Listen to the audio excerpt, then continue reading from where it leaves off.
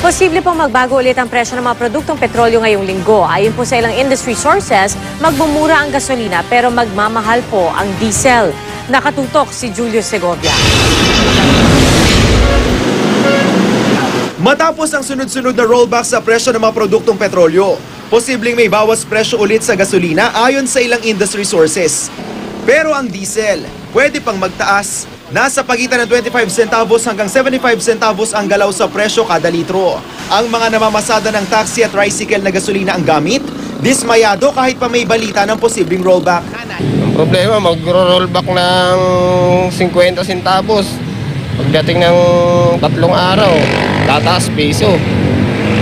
Parang nililito lang yung mga Dapat nag-rollback siya dapat mga 3 piso, 2 piso. Ang grupong Piston, kinondena ang anilay dagdag bawas sa presyo ng petrolyo. Dapat pangaraw, puro rollback ang maganap dahil umuho pa ng tensyon sa Syria na pirming idinadahilan noong sunod-sunod ang price hike. Nangangamba naman ang pasang Mazda na ito na ang muling pagsisimula ng serye ng taas presyo sa diesel. Karaniwan kasing tumataas ang demand sa krudo sa world market tuwing winter season na nagre-resulta sa mataas na presyo sa merkado. Panawagan nila sa Department of Energy. Wala ba silang ngipin para imbestigahan ito na ito ba ang pagtataas at pagbaba na ginagawa ng big three at ang small players ay makatarungan po ba?